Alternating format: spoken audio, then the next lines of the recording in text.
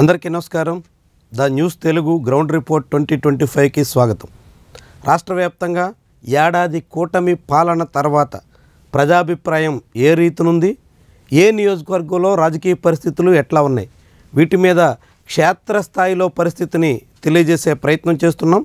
ఇప్పటికే అనేక జిల్లాలు, పార్లమెంట్ నియోజకవర్గాల వారీగా ఉన్న రాజకీయ పరిస్థితులకు సంబంధించిన వీడియోలు మన ఛానల్లో ఉన్నాయి. ప్లేలిస్ట్లోకి వెళ్ళి వాటన్నిటినీ చూడవచ్చు. ఈరోజు మనం కర్నూలు జిల్లాలో ఉన్న అసెంబ్లీ నియోజకవర్గాల్లో వర్తమాన రాజకీయ పరిస్థితి ఏందో తెలుసుకుందాం. ఈ జిల్లాలో మొత్తం 7 అసెంబ్లీ నియోజకవర్గాలుంటే పాణ్యం అసెంబ్లీ నియోజకవర్గం కొంత భాగం నంద్యాలలో, కొంత భాగం కర్నూలులో ఉంది. దాంతో కలిపి 8 అసెంబ్లీ నియోజకవర్గాల రాజకీయ పరిస్థితిని ఇప్పుడు మనం చూద్దాం. ఈ జిల్లాలో మొత్తం 8 స్థానాలకు గాను 6 చోట్ల కూటమి అభ్యర్థులు గెలిచారు. అందులో 5 నియోజకవర్గాల్లో తెలుగుదేశం పార్టీ అభ్యర్థులు గెలిస్తే ఒక చోట బీజేపీ ఆదోని స్థానాన్ని కైవసం చేసుకుంది. మిగిలిన 2 సీట్లలో వైఎస్ఆర్సీపీ అభ్యర్థులు తమ స్థానాలు నిలబెట్టుకున్నారు.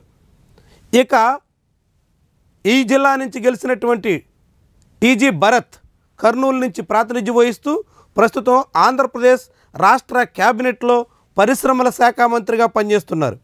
ఇక మంత్రి పనితీరుతో పాటుగా మిగిలిన ఎమ్మెల్యేలందరి రాజకీయ పరిస్థితి ఎట్లా ఉంది, ఆ నియోజకవర్గాల్లో రాజకీయ వాతావరణం ఏంటి తెలుసుకుందాం.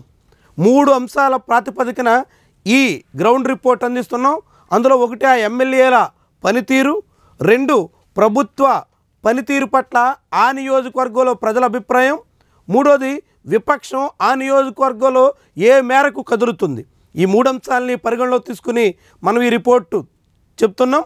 ముందుగా జిల్లా కేంద్రం కర్నూలులో మంత్రి టీజీ భరత్ ప్రాతినిధ్యం వహిస్తున్నారు. ఈ నియోజకవర్గం వైఎస్ఆర్సీపీకి గట్టి పట్టున్న స్థానం. 2014-19 ఎన్నికల్లో కూడా ఆ పార్టీ అభ్యర్థులే ఇక్కడ గెలిచారు. 2024లో ప్రయోగం చేసి వైఎస్ఆర్సీపీ ఓటమి పాలైంది. ఇక నియోజకవర్గంలో ఏడాది కాలంగా మంత్రి తీరు మీద మిశ్రమ స్పందన వినిపిస్తోంది. మంత్రి తండ్రి టీజీ వెంకటేష్ ఆయనకు సంబంధించినటువంటి కంపెనీల వ్యవహారాలపై నియోజకవర్గంలో కొంత అసంతృప్తి ఉంది. ఇటీవల తన కెమికల్ పరిశ్రమ ఎక్స్టెన్షన్ సందర్భంగా నిర్వహించిన ప్రజాభిప్రాయ సేకరణను అణగదొక్కేందుకు చేసినటువంటి ప్రయత్నం, తనకు వ్యతిరేకంగా స్వరం వినిపించినటువంటి వాళ్ళ మీద తప్పుడు కేసులతో వేధిస్తున్నటువంటి వైనం నగరవాసుల్లో అసంతృప్తికి, అసహనానికి కారణమవుతుంది. మరొకవైపు మిడిల్ క్లాస్లో కూడా ప్రభుత్వ తీరు వల్ల ఉద్యోగ ఉపాధ్యాయులకు సంబంధించినటువంటి సమస్యలు పెండింగ్లో ఉండడం వల్ల అసంతృప్తి రాజుకుంటోంది. వీటన్నిటికి తోడు రాయలసీమకి ఇచ్చినటువంటి హామీలు, ముఖ్యంగా కర్నూలుకు సంబంధించి హైకోర్టు బెంచ్ ఏర్పాటు చేస్తామని చెప్పినటువంటి మాట అమలుకు నోచుకోకపోవడంతో ప్రభుత్వ తీరు మీద అసంతృప్తి వ్యక్తమవుతుంది.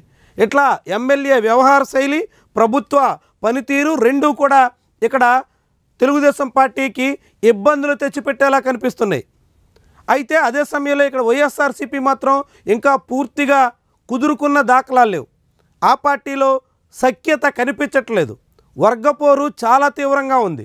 ఆధిపత్యం కోసం ఆ పార్టీ నేతలు చేస్తున్నటువంటి యత్నాలతో కర్నూలు వైఎస్ఆర్సీపీ మళ్ళీ కంగు తింటుందా అనేటువంటి అభిప్రాయం ఉంది. 2024లో కూడా టీడీపీ అభ్యర్థి గెలుపులో వైఎస్ఆర్సీపీ విభేదాలు కీలక పాత్ర పోషించాయి. ఇప్పటికే ఆ విభేదాలు ఏమీ సమసిపోయినటువంటి దాఖలాలు లేవు. అవి సర్దుకోకుండా కర్నూలులో వైఎస్ఆర్సీపీ పూర్తిగా కోలుకునే అవకాశాలు అయితే కనిపించడం లేదు. ఇక పత్తికొండ, ఇక్కడి నుంచి మాజీ డిప్యూటీ సీఎం కేఈ కృష్ణమూర్తి తనయుడు కేఈ శ్యాంబాబు ప్రాతినిధ్యం వహిస్తున్నారు. 2019లో ఓటమి పాలయ్యి 2024లో విజయం సాధించారు. 2019 తాలూకా ఓటమికి సంబంధించినటువంటి సానుభూతి, రాష్ట్ర వ్యాప్తంగా జగన్మోహన్ రెడ్డి ప్రభుత్వానికి వ్యతిరేకంగా వీచినటువంటి వేవ్ 2 కలిసి వచ్చి ఆయన పత్తికొండ సీట్ను కైవసం చేసుకున్నారు. ఏడాది కాలంగా ఎమ్మెల్యే ప్రజలకు అందుబాటులో ఉంటున్నప్పటికీ నియోజకవర్గంలో సాగుతున్నటువంటి దందాలు, దౌర్జన్యాలు, ఇసుక సహా అనేక అక్రమాలు ప్రభుత్వానికి, ఎమ్మెల్యేకి చెడ్డ పేరు తీసుకొస్తున్నాయి. ఎమ్మెల్యే అనుసరులు సాగిస్తున్నటువంటి వ్యవహారాలన్నీ ప్రజల్లో అసంతృప్తికి కారణమవుతున్నాయి.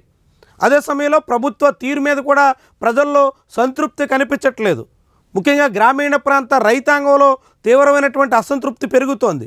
ఇవన్నీ ఇక్కడ తెలుగుదేశం పార్టీకి మళ్ళీ తలనొప్పులు తప్పవా అనేటువంటి అభిప్రాయాన్ని తీసుకొస్తున్నాయి.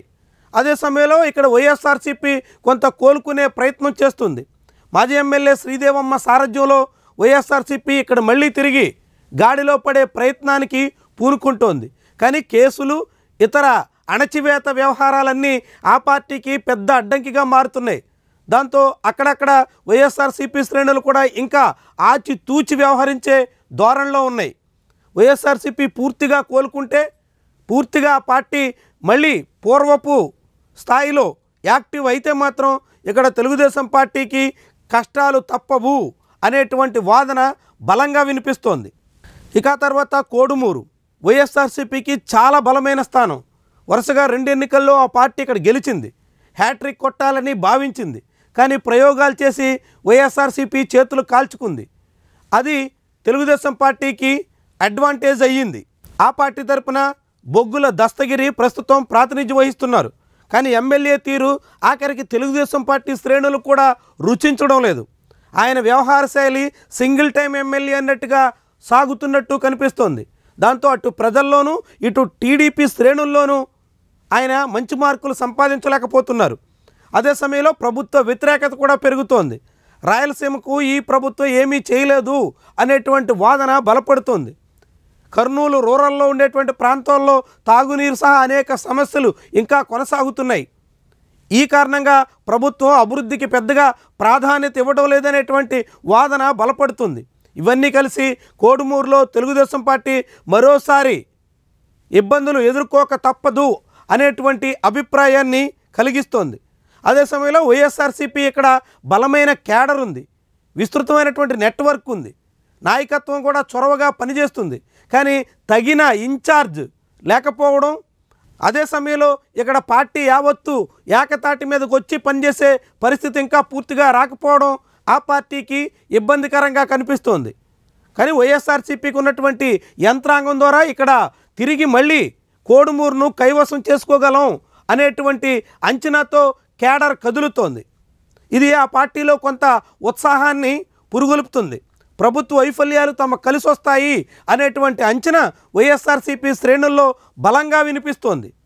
ఇదే పెరిగితే తెలుగుదేశం పార్టీ ఇక కోడుమూరు మీద ఆశలు వదులుకోవాల్సిన పరిస్థితి వస్తుందేమో అనేటువంటి అంచనా సామాన్య జనాల్లో కూడా ఉంది.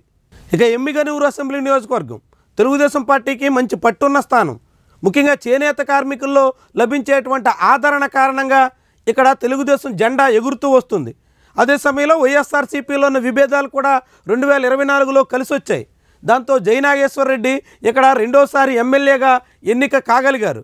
ఏడాది కాలంగా నియోజకవర్గ వాసులకి అందుబాటులో ఉంటూ సమస్యల మీద కొంత స్పందిస్తున్నారు అనేటువంటి అభిప్రాయాన్ని అయితే కలిగించగలిగారు. కానీ ప్రభుత్వ వ్యతిరేకత ఆయనకి చాలా పెద్ద అడ్డంకిగా మారే ప్రమాదం అయితే కనిపిస్తోంది. ముఖ్యంగా చేనేత కార్మికులకి సంక్షేమ పథకాల అమలు విషయంలోనూ, నియోజకవర్గ అభివృద్ధి విషయంలోనూ ఈ ప్రభుత్వం ఏమీ చేయలేదు అనేటువంటి అంచనా బలపడుతోంది. ఇది ఎమ్మిగనూరులో తెలుగుదేశం పార్టీకి కష్టాలు తీసుకొచ్చే వ్యవహారంగా మారబోతోంది. అదే సమయంలో వైఎస్ఆర్సీపీలో ఇంకా విభేదాలు పూర్తిగా సమసిపోలేదు. మాజీ ఎమ్మెల్యే చెన్నకేశ్వరరెడ్డి, మాజీ ఎంపీ బుట్టా రేణుక 2 శిబిరాలుగా ఎమ్మిగనూరు వైసీపీ కనిపిస్తోంది. వైఎస్ఆర్సీపీలో పూర్తి స్థాయి సఖ్యత రాకుండా ఎమ్మిగనూరులో పట్టు సాధించగలిగే పరిస్థితి అయితే కనిపించట్లేదు. కానీ నియోజకవర్గంలో మాత్రం పైకి ఎలా ఉన్నా అంతర్గతంగా ఇరు శిబిరాలు చాలా గట్టి ప్రయత్నాలు చేస్తున్నాయి. ఒకరికొకరు గట్టిగా వ్యతిరేకంగా పనిచేసే తీరును కూడా సాగుతున్నారు. ఇదంతా వైఎస్ఆర్సీపీకి చేటు తెచ్చే అంశాలు కాగా తెలుగుదేశం పార్టీకి ఎమ్మిగనూరులో ఏకైక అడ్వాంటేజ్ వైఎస్ఆర్సీపీ విభేదాలే అన్నట్టుగా వినిపిస్తోంది. మరి వైఎస్ఆర్సీపీ వాటిని సరిచేసుకుంటుందా, తెలుగుదేశం పార్టీ తన బలాన్ని నిలబెట్టుకునేటువంటి దిశలో రాబోయే కాలంలో సాగుతుందా అన్నదే ఇక్కడ ఫలితాన్ని నిర్దేశించే కీలకాంశం. ఇక వైఎస్ఆర్సీపీ ఈ జిల్లాలో గెలిచినటువంటి 2 స్థానాల్లో మంత్రాలయం ఒకటి. ఇక్కడ ఆ పార్టీ హ్యాట్రిక్ విజయం సాధించింది. బాలనాగిరెడ్డికి గట్టి పట్టున్న నియోజకవర్గం. వ్యక్తిగతంగాను పార్టీ పరంగాను నియోజకవర్గ వ్యాప్తంగా విస్తృతమైనటువంటి నెట్వర్క్ ఉంది. వాడవాడలా ఆయనకు పూర్తి స్థాయి బలమైన క్యాడర్ ఉన్నారు. అవన్నీ మొన్నటి ఎన్నికల్లో కూడా కలిసి వచ్చాయి. రాష్ట్ర వ్యాప్తంగా ఎంత వ్యతిరేక పవనాలు వీచినా ఎమ్మిగనూరులో వైఎస్ఆర్సీపీ జెండా ఎగరడంలో బాలనాగిరెడ్డి చాకచక్యం పనిచేసింది. ఏడాది కాలంగా ఆయన విపక్షంలో ఉండడంతో నియోజకవర్గంలో ఎటువంటి పనులు చేసే అవకాశం కనిపించట్లేదు. అయితే ప్రజలకు అందుబాటులో ఉండే ఎమ్మెల్యే అనేటువంటి పేరుని ఆయన కొనసాగించుకుంటున్నారు. ఇది వచ్చే ఎన్నికల నాటికి కూడా బాలనాగిరెడ్డికి ఉపయోగపడే అంశమవుతుంది. అదే సమయంలో ప్రభుత్వ వ్యతిరేకత కూడా మొదలవుతోంది. ముఖ్యంగా మిర్చి సహా ఇతర పంటలన్నిటికీ తగిన ధరలు లేక రైతాంగం తీవ్రంగా నష్టపోయారు. ఈ సమస్య కారణంగా అనేక మంది ఇప్పుడు ప్రభుత్వ తీరు మీద తీవ్రమైనటువంటి అసంతృప్తితో ఉన్నారు. అదే సమయంలో మంత్రాలయం టీడీపీలో ఏమాత్రం సఖ్యత కనిపించట్లేదు. తెలుగుదేశం పార్టీ వర్గపోరు ఇక్కడ వైఎస్ఆర్సీపీకి పెద్ద అడ్వాంటేజ్ అవుతుంది. దాన్ని ఉపయోగించుకుని వైఎస్ఆర్సీపీ 2024లో కూడా గట్టెక్కగలిగింది. ఇప్పటికీ టీడీపీలో అధికారం వచ్చినా కానీ సఖ్యత మాత్రం ఎక్కడ కానరావడం లేదు. అది సరిచేసుకోకుండా తెలుగుదేశం పార్టీ మంత్రాలయంలో పట్టు సాధించగలిగే అవకాశం ఉండదనే చెప్పొచ్చు. ఇక కర్నూలు జిల్లాలో బీజేపీ గెలిచినటువంటి ఏకైక నియోజకవర్గం ఆదోని. ఇక్కడ నుంచి డాక్టర్ పార్థసారథి బీజేపీ తరపున గెలిచి తొలిసారి అసెంబ్లీలో అడుగుపెట్టారు. బోయ కుల నేతగా రాజకీయంగా ఆయనకి బీసీలు ఇతర కులాల్లో వచ్చినటువంటి మద్దతు ఉపయోగపడింది. తెలుగుదేశం పార్టీ అండ ఆయనకి ఆసరాగా మారింది. కానీ ఏడాది కాలంగా ఈ ఎమ్మెల్యే అనేక వివాదాల్లో తలదూర్చుతున్నారు. ఆయన తీరు కారణంగా ప్రజల్లో తీవ్రమైనటువంటి అసంతృప్తి ఉంది. నియోజకవర్గంలో అందుబాటులో ఉండకపోవడమే కాకుండా అనేక అక్రమ వ్యవహారాలకి ఎమ్మెల్యే అనుసరులు సాగిస్తున్నటువంటి దందాలకి జనం విసిగెత్తిపోయినట్టు కనిపిస్తోంది. దీనికి తోడుగా తెలుగుదేశం పార్టీ శ్రేణులు తీవ్రమైనటువంటి అసంతృప్తితో ఉన్నారు.